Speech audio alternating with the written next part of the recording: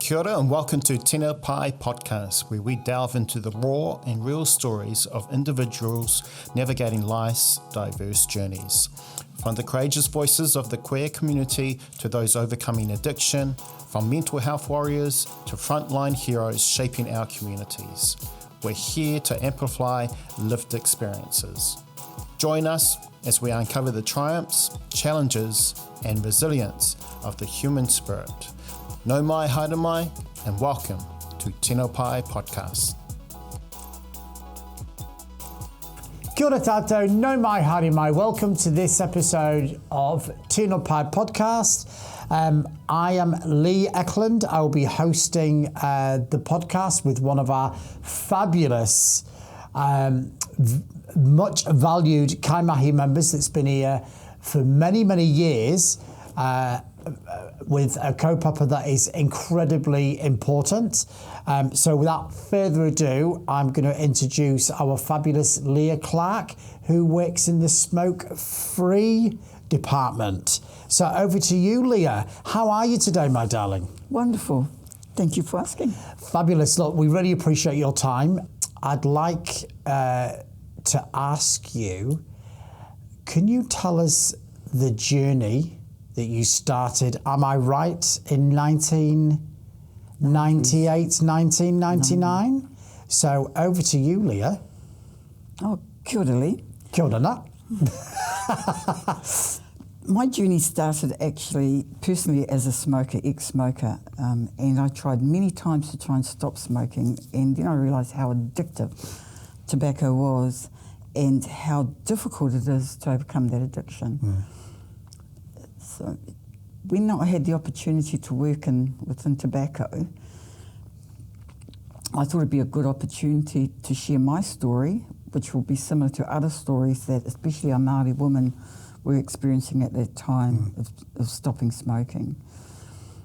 I had also worked at Kōrero Hauora in social services in Seaview, and they received a contract, and it was called the Aotearoa Stop Smoking Program. And this was in the 90s? And that was early 1999. Oh, wow, yeah. But with that program, it was by Māori for Māori, and their target group was Māori women, wahine.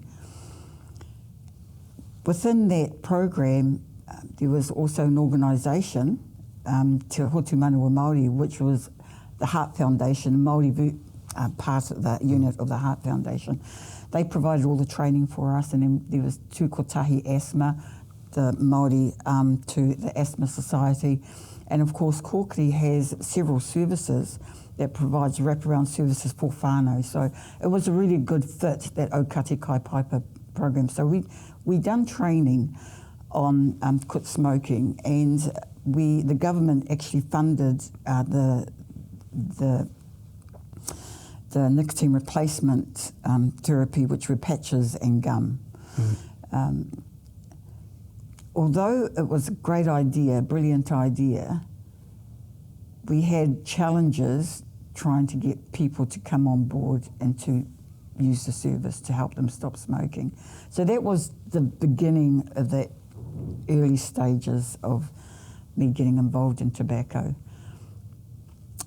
And then things just grew from there. Now, that was in 2000.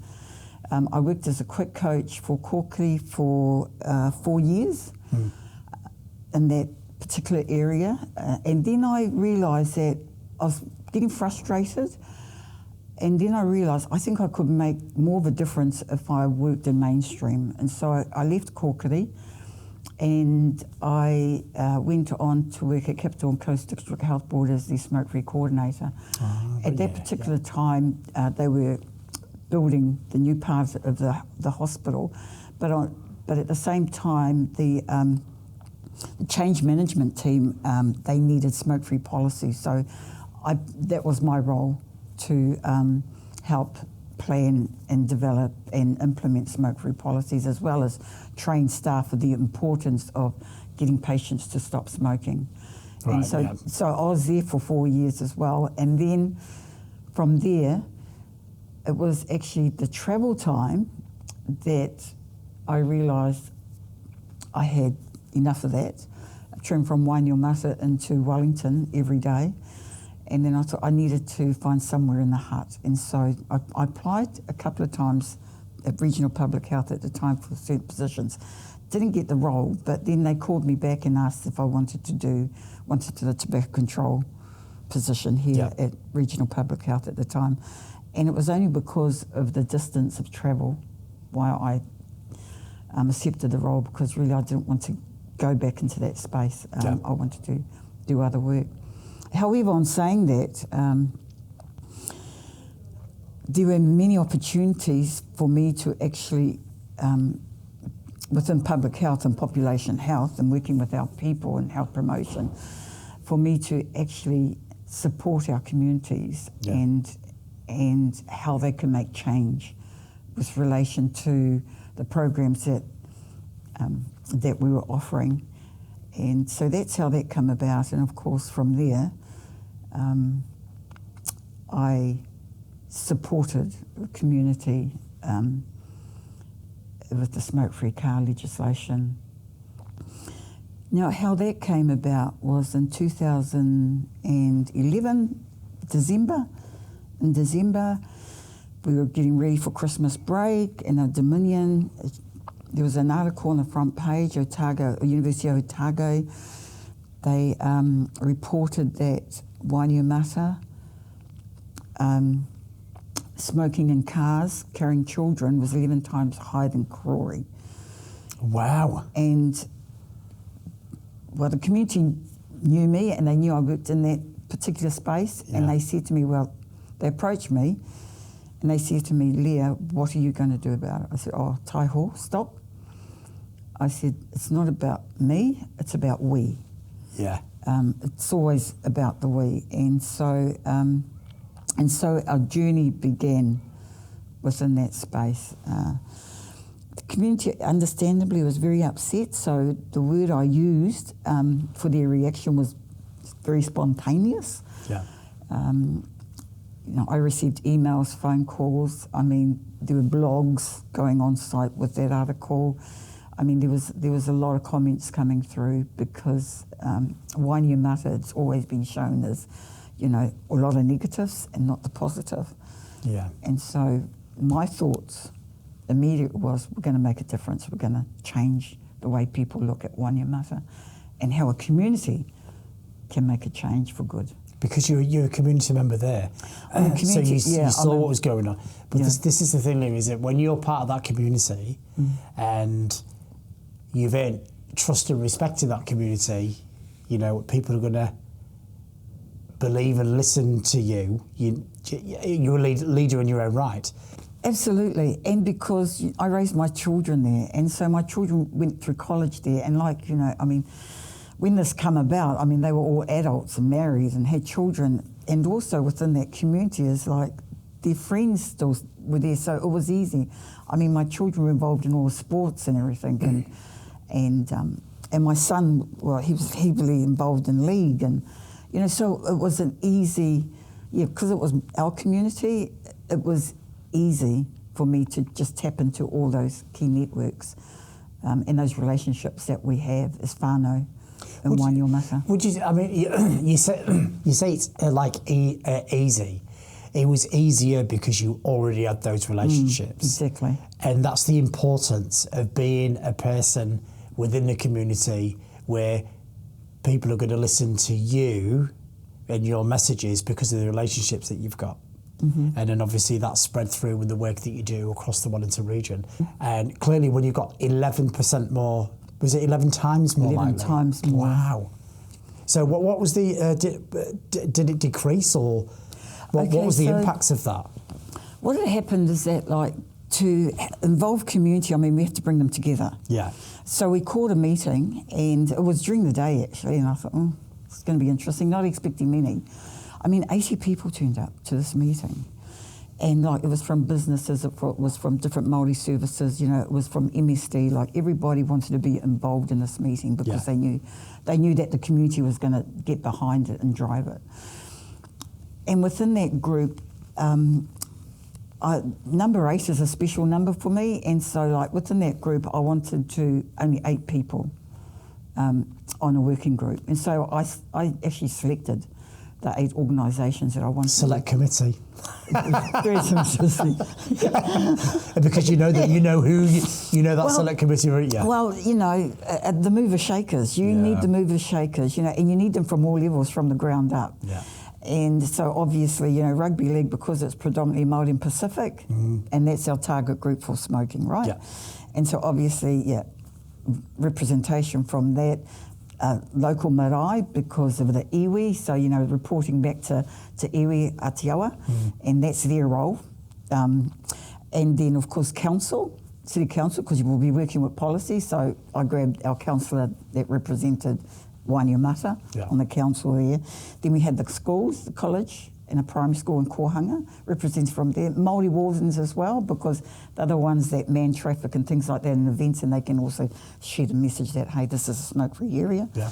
And then, of course, added to that, and then we had University of Otago, because they were the ones that done the report, and we needed them to continue to work with us to redo the research again after a certain time, and of course we also had support from our local MP at the time, Māori MP, the late Horomia Parikura. Yeah. Horomia Parikura, and then just so happened with relation to that, we were able to have Dame Tariana Turiana come on board to support this mahi too. But although that sounds really full, big, actually we needed somebody to champion it. And we looked, as a working group, we discussed, oh my gosh, maybe the Kohanga can do it, because, they're the baby sitting in the car. But, that's too much work. Yeah. And then we thought, maybe if we select just different people from the community, from different clubs, we thought, well, that's a lot of work to bring them together too. And then it just so happened that we thought it would be a great idea, to introduce smoke-free cars law, is to do a big, huge poster of our rangatahi, take photos of our rangatahi, go to the school, college, take photos of them, put it on a big, huge billboard. So we support change, smoke-free car law change. And we did that. But all these students, vanity, come in and wanted their pics taken. They wanted to be on billboards, and we had to give consent forms out at the same time. But when we looked at all the photos, we spread them out on the table, there was 8 students that stood out. And we selected those 8 students, and we called a meeting, but our problem was they were all year 13s, so that was their last year of school. Yeah. And we knew that it's going to take a long time to, this is a lot of work over a long period of time. However, those 13 students, the year 13 students that we selected, organically at that time, without her knowing, we had the head girl, but she became Dux. Then we had a boy that was one of the students that was into Polynesian culture, absolutely amazing. Yeah. We had a surfer who was surfing all over the country, was making a name for himself nationally. We had a skateboarder that was actually on the international platforms of skateboarding.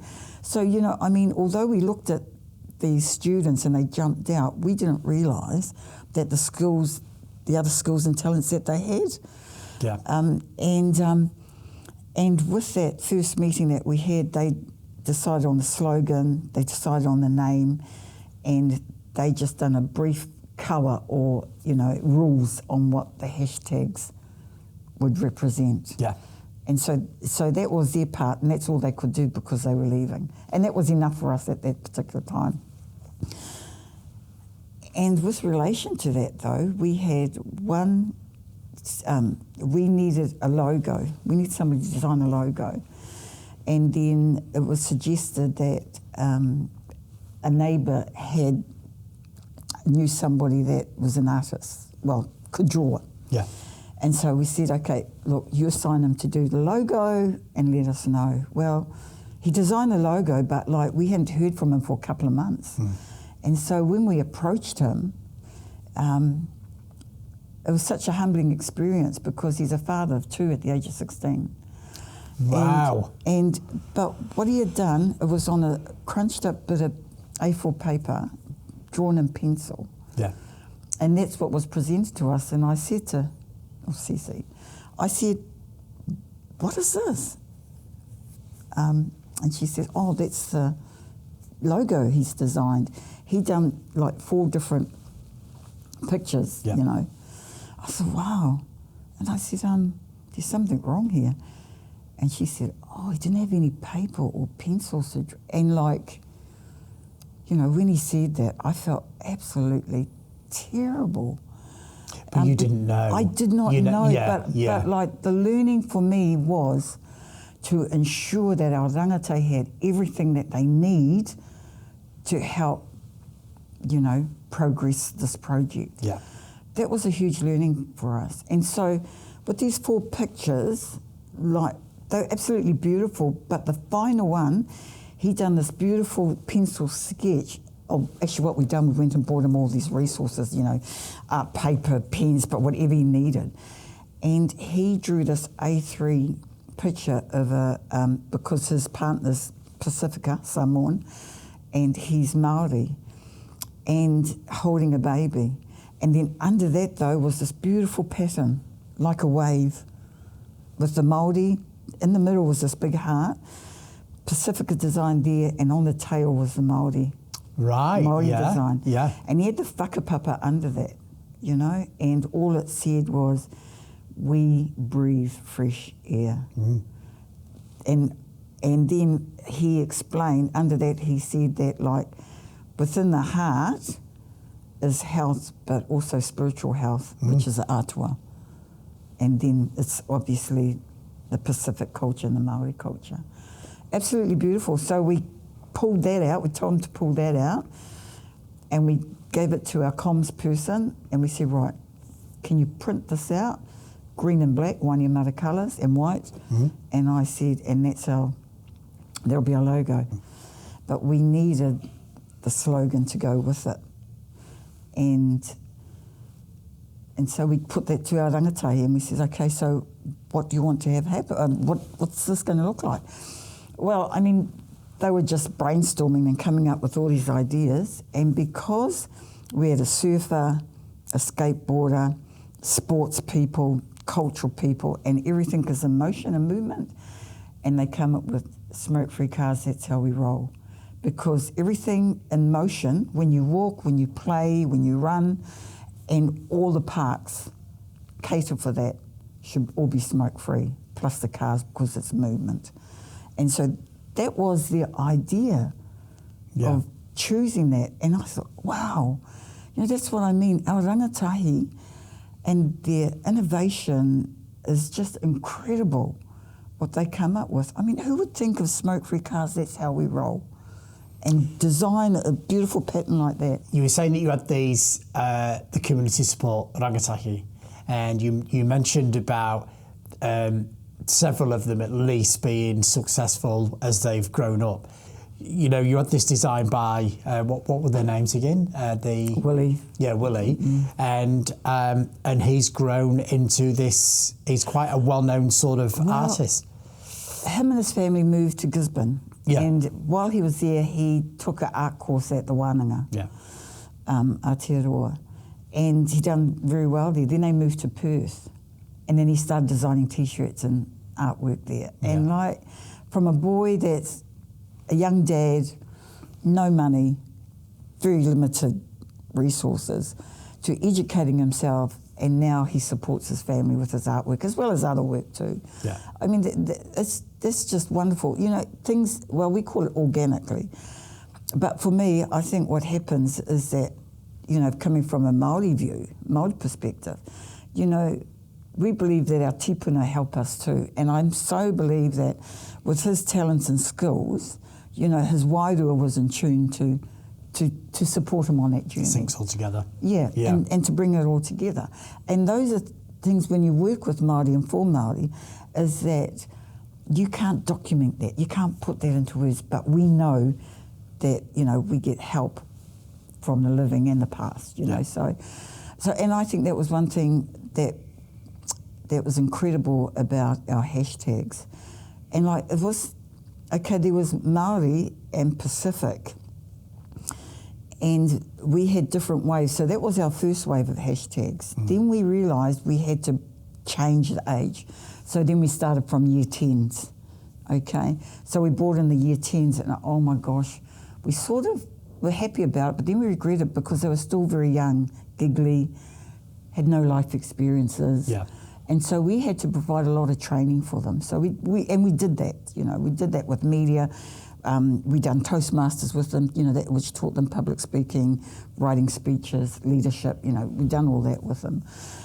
And then also we had the opportunity, obviously, because Dame Tariana Turua would invite them to her office and they got to talk to the mayors, our local mayor, go to his office, then they got to talk to, go to Parliament, so, things started opening up for them. And also, with relation to that too, they were invited to a lot of things that were happening in Parliament, Child poverty was one of them because, and that's an early breakfast, 7 o'clock in the morning. And at that time, Jacinta Ardern, that was her portfolio. Yeah. And so we were always invited to those early morning breakfasts.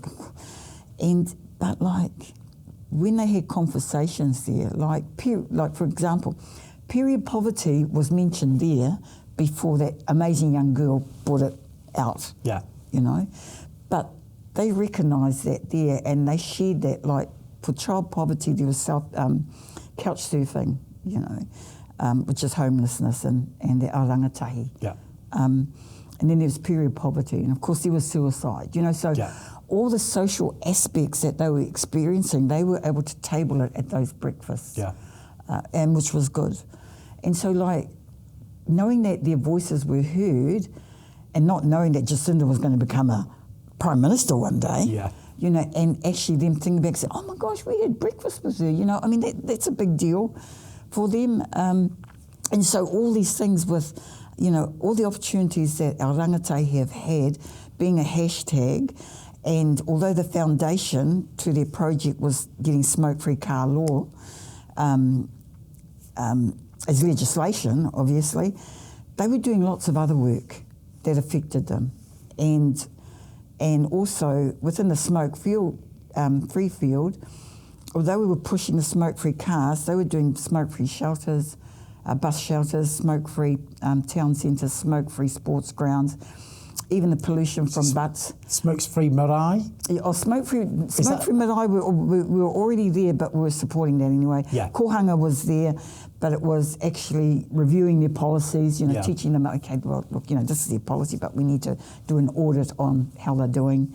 And so all of that other work they were doing as well. Yeah. And it's not really mentioned as such because the hashtags are known for smoke-free cars. But there's lots of other work that was being done both socially, educationally and in every other way. And having also the support later on from Children's Commissioner was great. Who's a judge? B. Croft, I think it was. He supported them in every way as well. So, they had not only people from up that level, but, also their families. Parents stopped smoking.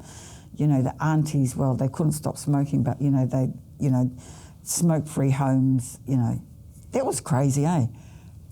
Trying to get smoke-free homes or whare, but that's a personal choice. But what was happening is that those that couldn't do it, well, we just said, look, well, how about just choosing a room at a time, How about, instead of smoking in the kitchen, how about just standing on the step, Well, it's a lot of people smoke outside. Yeah, and if you see somebody smoking inside, which I don't think I've seen for years, it would be incredibly weird. We're in a society now where a lot of people do sort of go outside and look, and now this vape has come into the world. That's a whole new different kaupapa. Yeah. You know, because a lot of people do probably vape a lot inside, and I think that's why a lot of people find vaping more addictive, because you can do it. You're not supposed to, but you can sort of do it anywhere. It's quite scary, isn't it? Really, if you think about it. But the smoke-free one, it's a huge thing that you did, particularly in your community. I mean, it was a legislation that came into place. That's incredible. Well, that's another thing. The hashtags, they've written in oral submissions on vaping, the reasons why. I mean, they were far more advanced than we were when it came to vaping. I mean, they called that the new tobacco.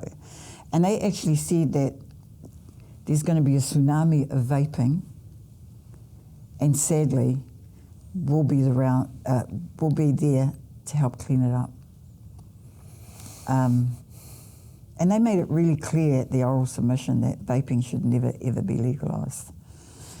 No. They actually recommended that it should have been a prescription from the doctor and picked up from a chemist, with support on a quit coach. And that was the recommendation.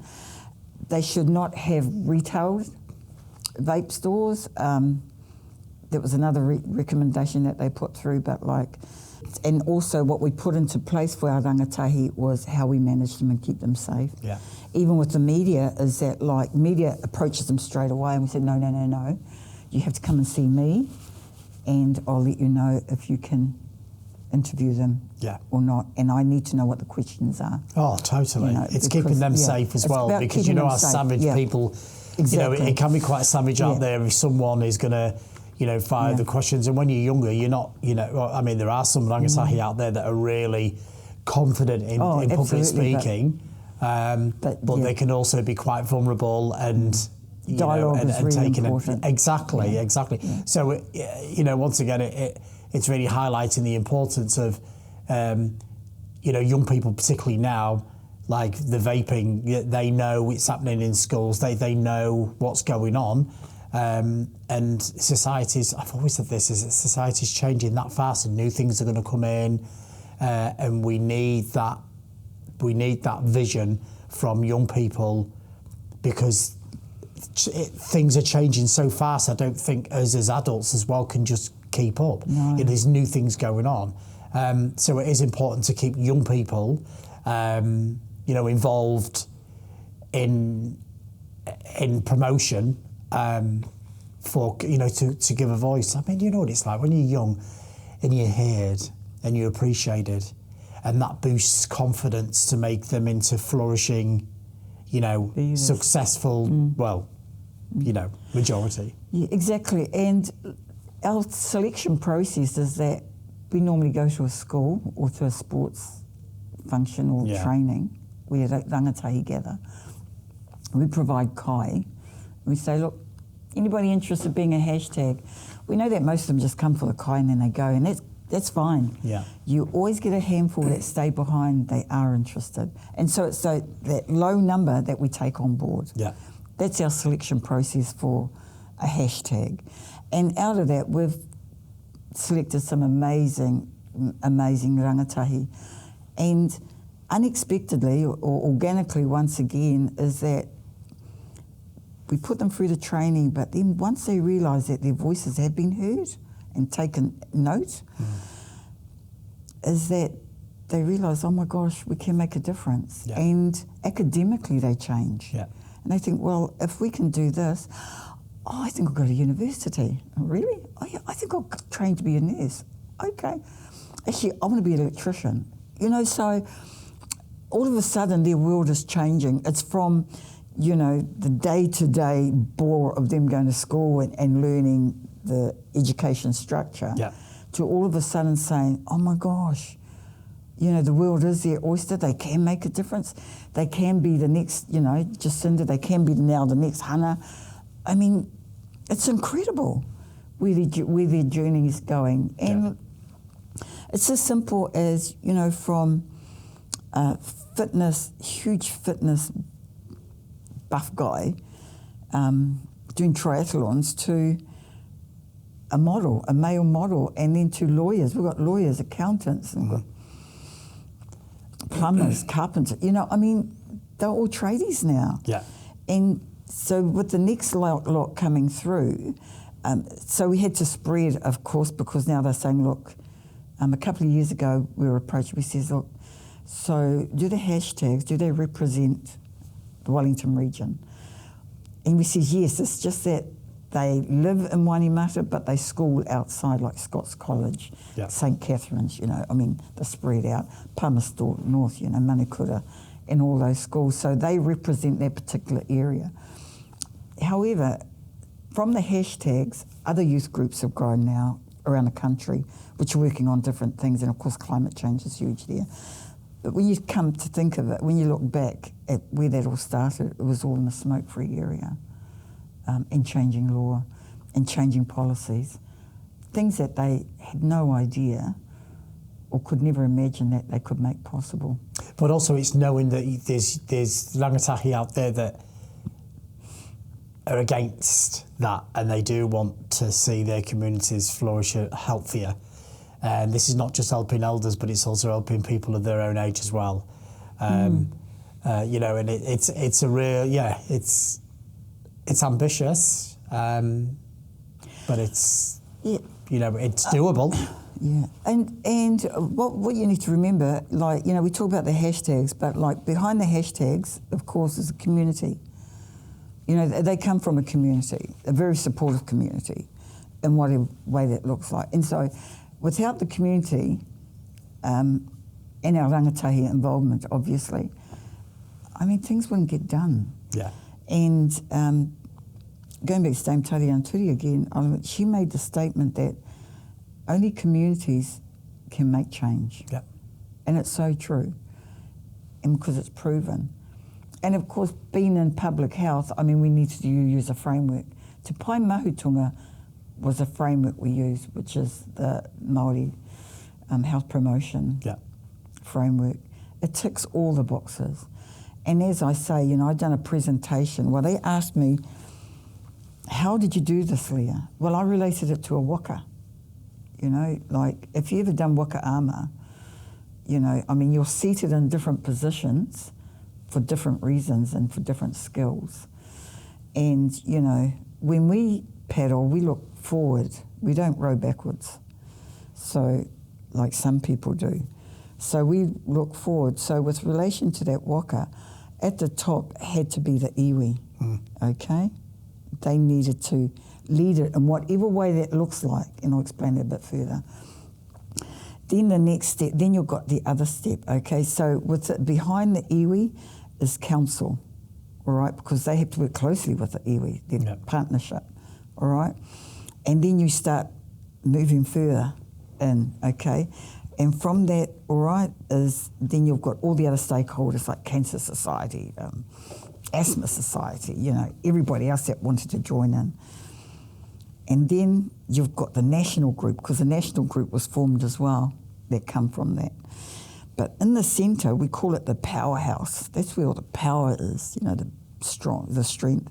That's our community. They are the powerhouse. Yeah. And then coming back further, okay, then you've got the university that helps, and then you've got the community, then you've got the university, then you've got us. So we are the steerers for a very short time.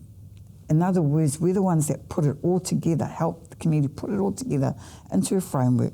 We're the steerers, but the steerer is looking into that powerhouse to see who we can train. Yeah. Okay? And our eyes don't go away from that powerhouse. So the steerer, which probably was me at the time, I kept my eye on that powerhouse, on our working group and our community to see who can step up and continue driving this, which were obviously the rangatahi and that community as a whole.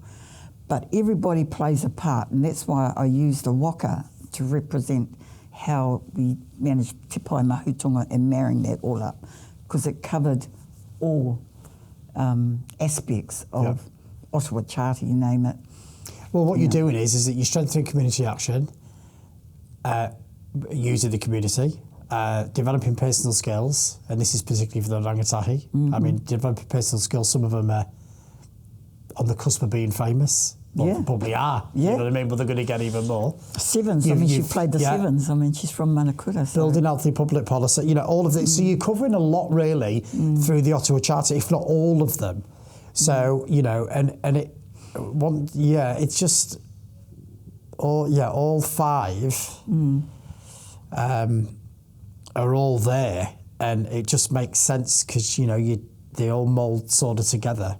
Well, if you've ever been paddling, if you've ever done waka ama and everybody's in unison, working in unity, it lifts and it just glides. If somebody's off balance, it doesn't lift or glide. Yeah. So with relation to doing the mahi in the community, everyone has to work in unison. Yeah. And we can agree to disagree on many things as we do planning or whatever. Yeah.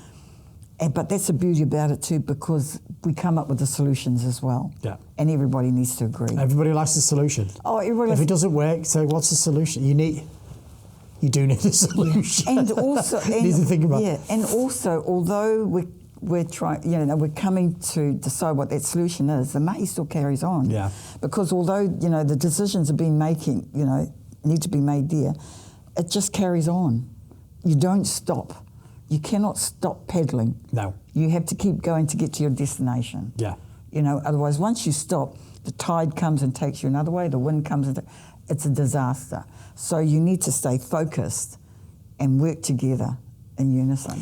But it's always ongoing, isn't it? It's not like, it's a well-oiled machine, which sometimes it is. It needs maintenance along the way too. Oh, of course it does. Yeah, and don't get me wrong. And I'm going to say, it's not all smooth said. It's it's all that we're all getting on, and of course, there's agree to disagree. There's people out there that you face that don't agree with it. No. So we are middle people that it's not all roses. It's we may make it look easy, right? And even in Wainuiomata, the area that particularly the Wainuiomata, because it's I'm not going to say far. It's not far away, even though that some isolated. People feel the people in Wainuiomata feel isolated because it is tucked away a bit. But because you're in your own, so isn't it I'm going to say the bowl. The bowl, yeah, it is a bowl. So it's even more of a closer community where in Te Awakarangi, in the valley, they're all interconnected together. So, within your area that you live, it's a special place, special feeling. And relating it to public health is that and the reporting process is that although we report, but what happens is that as a working group, those reports went through council, the council reported on it, then it went through the marae, the committee, then they reported to the iwi, so everyone knew what was actually happening within this project, and we kept them up to date on all aspects. And of course, at times there were delays as well, and relating it back to the waka again, it could be caused by storms or weather or whatever. And you just have to ride that out and then wait for the right moment to pick it up and run again. And that's what I mean. When things were delayed in the smoke-free car area, that's when the rangatahi worked on other things like the bus shelters, the town centres, playgrounds. It didn't actually stop. Things just got delayed. Yeah. And it took 11 years for this mahi to go through. But you didn't give up? We didn't give up. Yeah. We didn't give up. It's just that, Mark, can I say this? We knew that when a change of government came in, we knew great, it'd be across the line. We knew that. But we couldn't wait for that change of government, hence we just kept plodding along, doing oral submissions, doing more written submissions, rangatahi doing presentations about smoke-free cars at events and doing events. But on saying that, that's what I mean. They were working on other smoke-free policies that they wanted changed. So, we don't sit idle when we're delayed. Yeah. We just pick up other work that they're interested in doing and moving forward, or just even being a voice in that space. Yeah. Can I ask you, how did it feel when the legislation went through and you were seeing the smoke-free cars and smoke-free bus stops? Can you describe how that made you feel, and also the people that were supporting you through this? It must have been... Well, the smoke-free shelters, we work with healthy families on that, actually. Oh, God. And... But because our intermediate college children, not many catch buses, but the intermediate children, that age group catch buses. And so we thought, right, how about we go and visit the intermediate? We've got some students there that are trying to get smoke-free bus shelters. And they took that on board. And because their health curriculum is they've got smoke-free in there. And so one of their projects, I said, well, maybe some of the students want to do smoke-free shelters. They can work with council, be a good experience. And so that's what they done. I think I just planted the seed, but they done all the work. It wasn't me. They done all the work. And so that's part of the involvement. It's about thinking outside the square and thinking, okay, who's best for this? Who's best for delivering this? Who's best for championing that? And that's how we work things. Obviously, sports grounds were easy because with relation to rugby league, we focused on the little babies first, the juniors, because their playground was a reserve and you couldn't put up signage on a reserve because that comes under regional council. And so what we suggested, I talked to their committee, the chairperson, and said, look, hey, we can't put signage up there, but, you can't smoke with your tamariki. Yeah. Plus you'll help champion the smoke-free cars. I said, how about you guys man it every game and just let everybody know that comes in and says, hey, these grounds are smoke-free, it's all about tamariki. And that's what they done, and it's their language. So, I was walking the field and one dad, was going to light up, and immediately one of the club members come and say, hey, bro, no smoking here, it's all about our tamariki. Oh, yeah, sorry. And then at the same time they said, oh, and if you want to smoke, have a smoke before you get in the car and have a smoke when you get home. Don't smoke in your car. And they accepted that because, it was like man-to-man, kōrero. We prefer not to smoke at all. Yeah, It's a start. It's a start, exactly. Little steps, small, simple steps. And so that's what it is, Leah. It is. It's like... and then a big thing happens, And so that's how we managed that. Then we went to the rugby fields, We done work in there, but straight away they wanted policy. So, okay, you want a policy? Okay, let's do a policy for you. So, our team done a policy for them. We went in, we introduced it, implemented it, and to get that over the line, their little midget team, we got T-shirts printed up with the quit smoking service on it and saying that, breathe fresh air, we want fresh air. And so, it's just little things like that. Because really our children and our rangatahi are the billboards when you think of it, and they are the voice of change. And so that's how we managed. It was really interesting, and then because when we went to football, not many people smoked on their sidelines, you know that? They didn't? No, they didn't have a problem with that. Well, there wasn't an issue with that. And so we found that really interesting.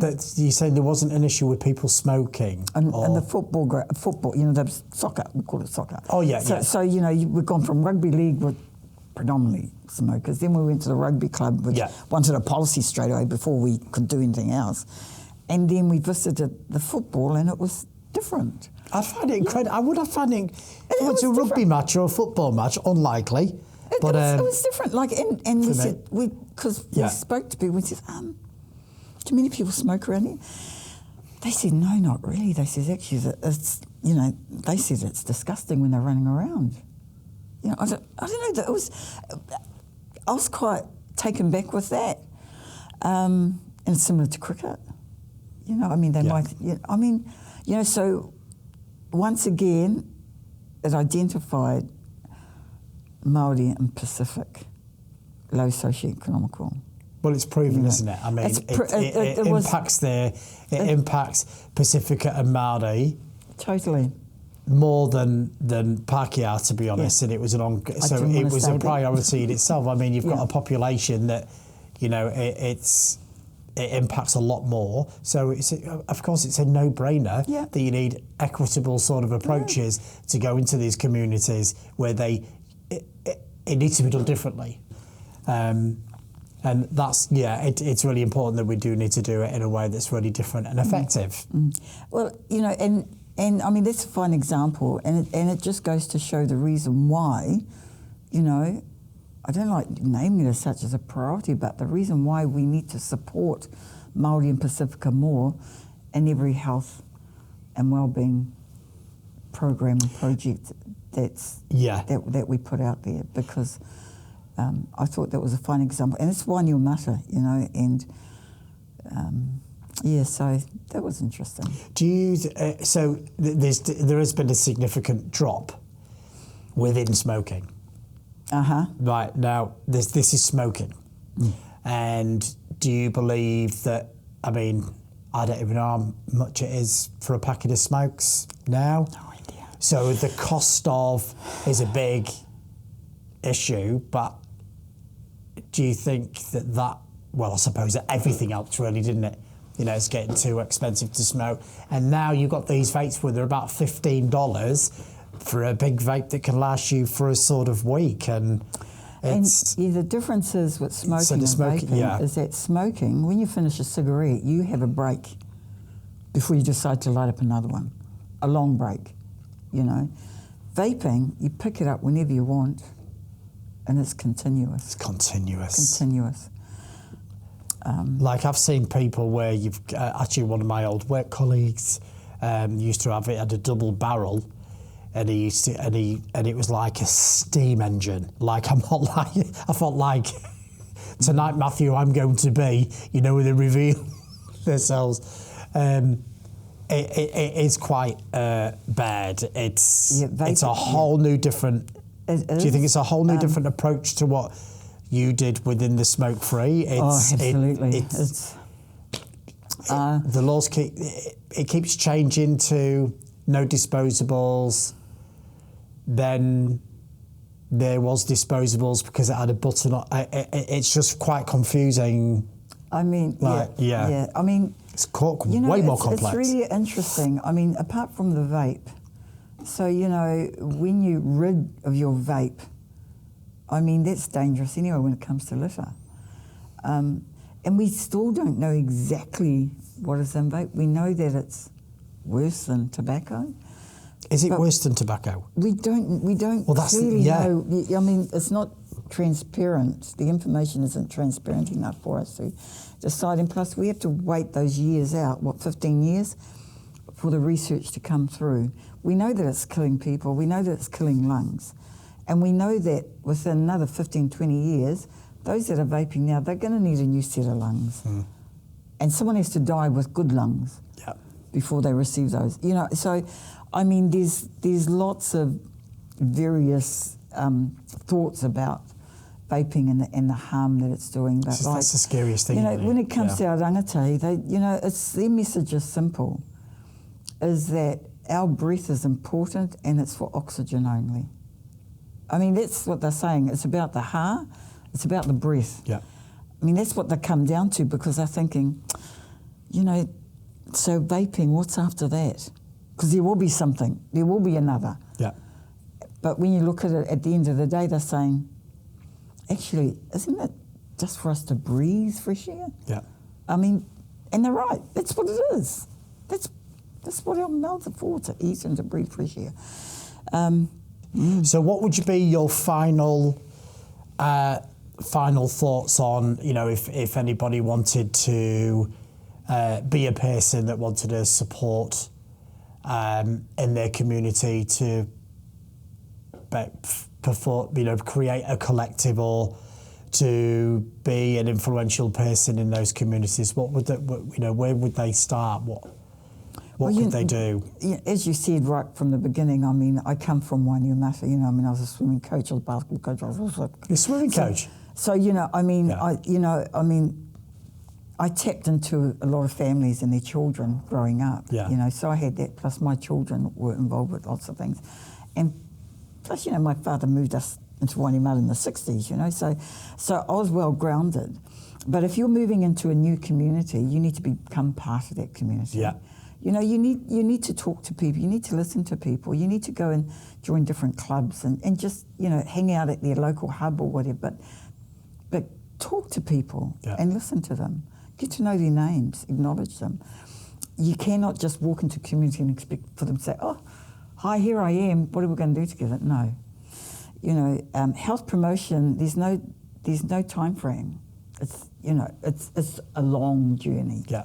And we need to remember that. And the majority of that long time frame is relationships. Yeah. Building them and strengthening them and building and gaining their trust. Because if you don't have trust, they won't want to work with you. Exactly. I mean, go and help out, go and join a club, do something in the community.